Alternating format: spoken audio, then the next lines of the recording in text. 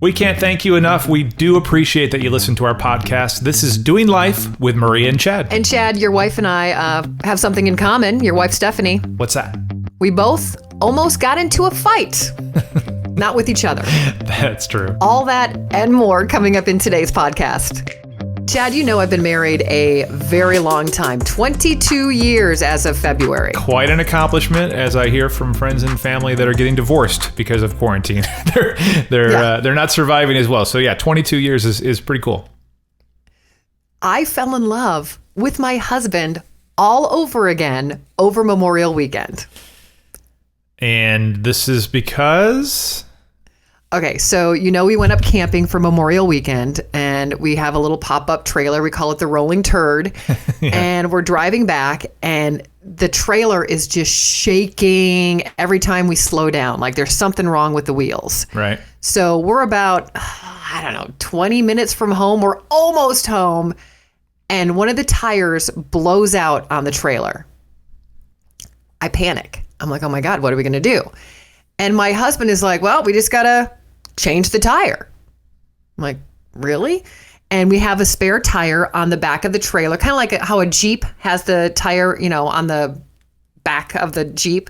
So it's right there on the back of the trailer. Okay. And that's in good shape? That tire's ready to work? It's all good?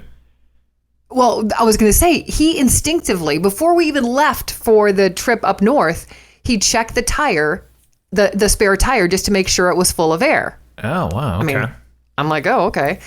And he's like, okay. So he pulls the trailer off kind of into the gravel. We're on, the I-17, super busy highway. Right.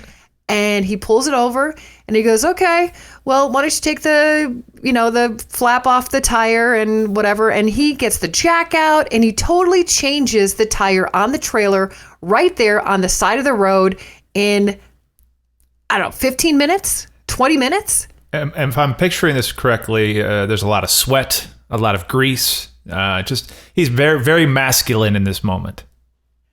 It was kind of hot. I mean, his arms, his biceps were kind of bulging through his sweaty t-shirt, and there was sweat dripping, down his back, and he's got this nice butt, and there was like little sweat stains by his butt. I mean, it was kind of hot. Was his underwear peeking out? Like a plumber? No. I don't know if he was wearing underwear. Did he all of a sudden have like long flowing blonde hair? Like a romance there novel? There happened to be a fan blowing his long hair back. Was he eating a cheeseburger? Like those commercials, those Carl's Jr. commercials? And then, the ketchup dripping down his face. Right. No. I mean, it was just kind of hot. I mean, my husband is a realtor. He sells houses. So it's definitely, kind of a white collar job.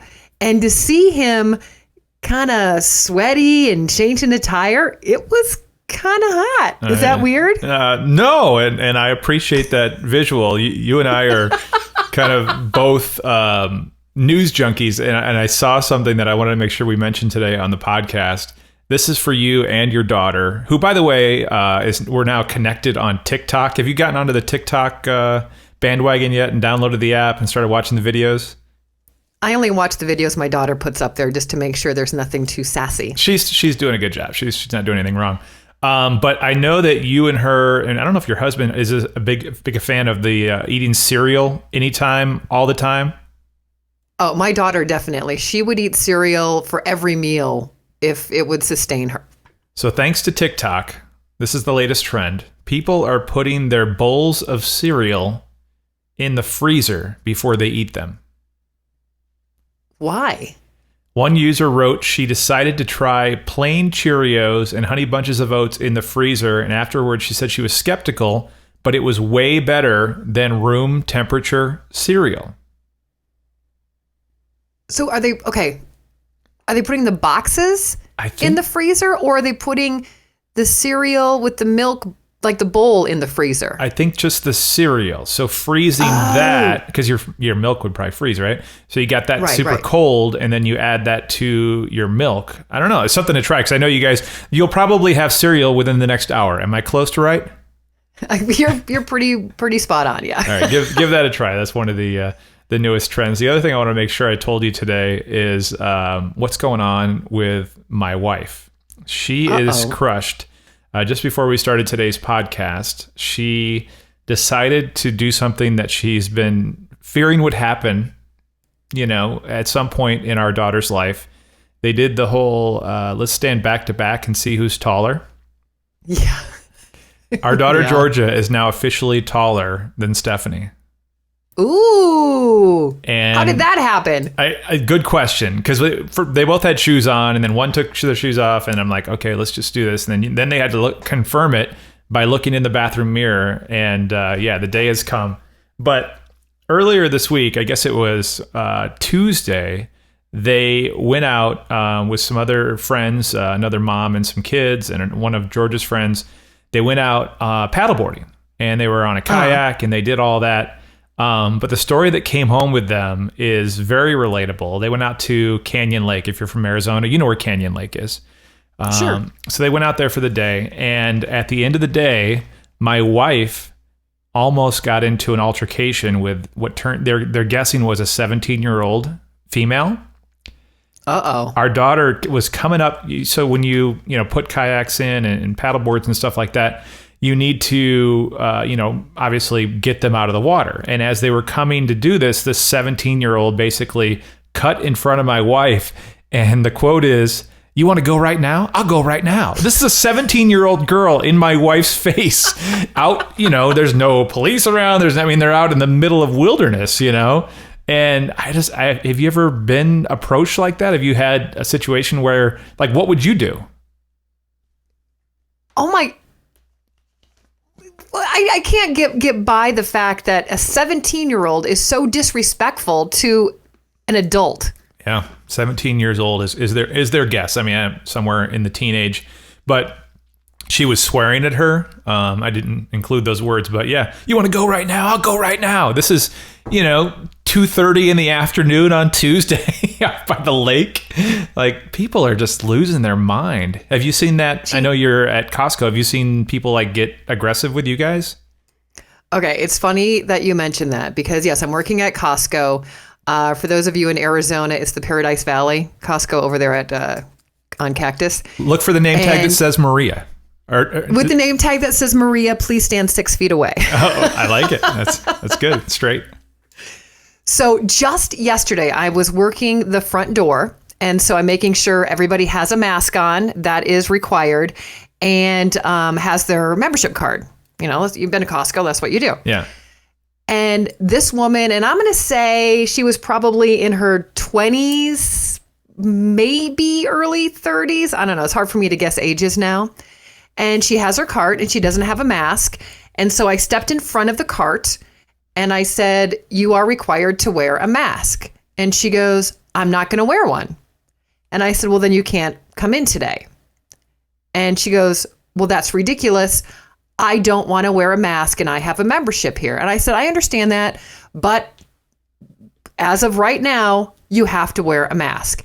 And she is just defiant. And so I said, "Listen, I can call a manager." She goes, "Yeah, please call a manager because I was in here yesterday or I was in here last week and I wasn't wearing a mask and blah, blah, blah." And I go, "Well, I wasn't at the door last week." So a manager comes over and says, what seems to be the problem. She goes, "I want to shop and I don't want to wear a mask." And the manager is like, "Well, the fact that you just don't want to wear a mask is not acceptable. Yeah.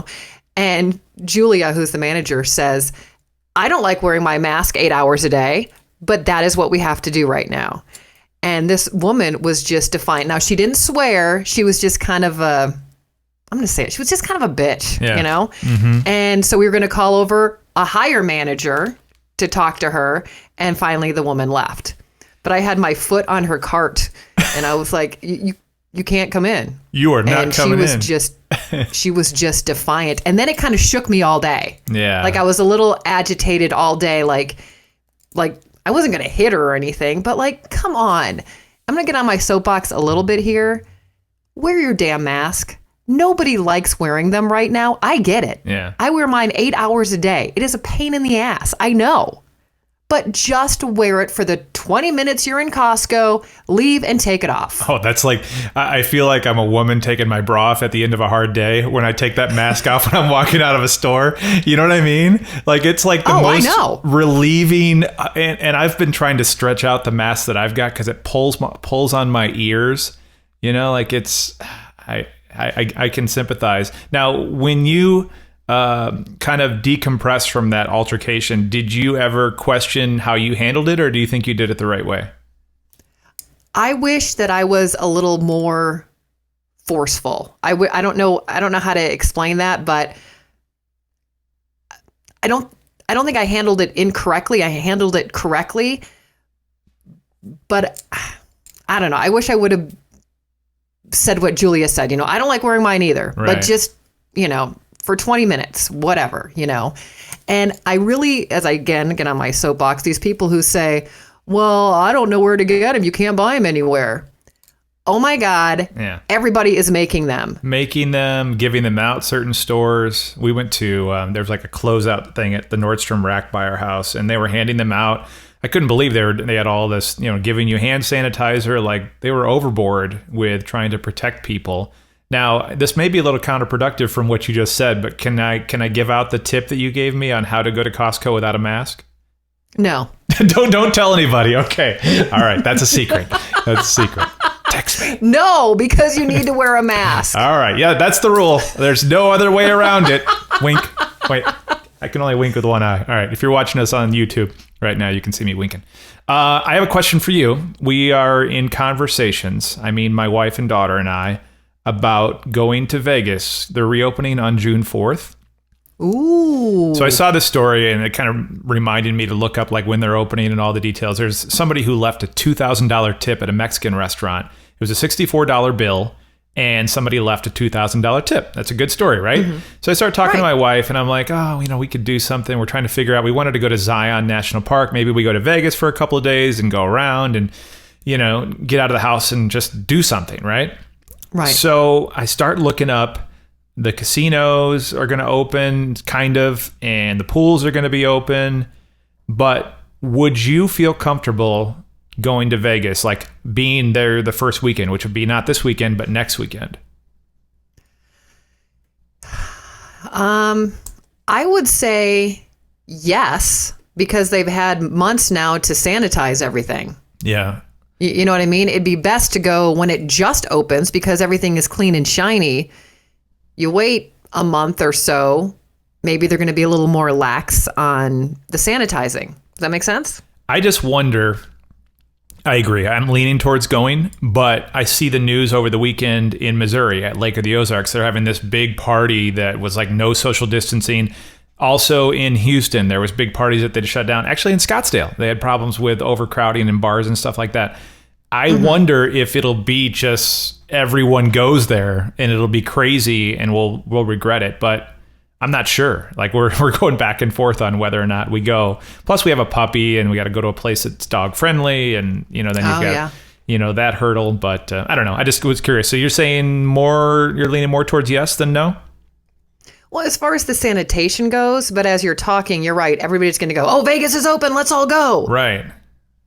You know, same thing with, I think I heard Disney World will be opening up soon in Florida. Yeah, they're working on that. And then the NBA is going to resume. I don't think they've officially announced it, but they're going to play all their games there on the Disney World campus. Yeah. Yeah. Hey, did you hear the story about the bank robber and his excuse for for breaking into the bank? Yeah, this is actually, I'm glad you brought that up. In San Diego, this actually happened early yesterday morning. He broke into the bank but didn't want to steal money. He wanted to make Hot Pockets. And this is... Well, that's what he said. You did that for a Hot Pocket? Yes, all that for a Hot Pocket. You broke into a bank for a Hot Pocket? Hot Pocket. For a Hot Pocket. Was it worth it? A Hot Pocket? Hell yeah. So you got to listen carefully. Like halfway through that, he actually sings the Hot Pocket theme song. Listen to this. If it plays. Come on, play. Play. And that's not going to work. This is the theme song. Hot Pockets. So he's in the background doing this interview. But if you're going to break into a place, a bank is probably not the best place, but it's so odd. Like, I can't figure out in my mind, I guess you can't understand somebody that would do that, but like, if you're going to break into a place to make Hot Pockets, why would you pick a bank? Well, that's what I was thinking. I mean, I think that was just his excuse maybe, because why not just go to a Circle K? They have microwaves there. Or a Quick Trip, a QT. There's microwaves there. You can just go in there and say, hey, I got my Hot Pocket. Can I heat it up in your microwave? And they're going to go, I don't care. When I see stuff like this, I'm like, this is just, people are crazy, but it does entertain us, stories like that. And there's one last thing I want to include on today's podcast, Doing Life with Maria and Chad. Some good news out of Massachusetts. A 103-year-old woman who was infected with coronavirus. How she celebrated is the reason we're going to talk about her today. 3 weeks ago, she tested positive for coronavirus. She actually took a turn for the worse, and now she's totally better. Again, she's 103 years old. So what does the staff do for her? Gave her an ice cold Bud Light to celebrate. And apparently she's a fan of Bud Light, and she hasn't had one in a long time. So there are some good news stories on top of all the fighting that we talked about and people not wearing their masks at Costco. Thanks again for everybody that's been subscribing. Did we get approved by iTunes yet? I haven't asked you for an update. I submitted it again. We'll see what happens. I guess we're on Google Podcasts now. We're on Spotify. I don't know if Pandora approved us yet. And on YouTube too. Make sure you watch our video and subscribe and turn on notifications for our podcast. Just search for Doing Life with Maria and Chad. And thanks for listening. Thank you.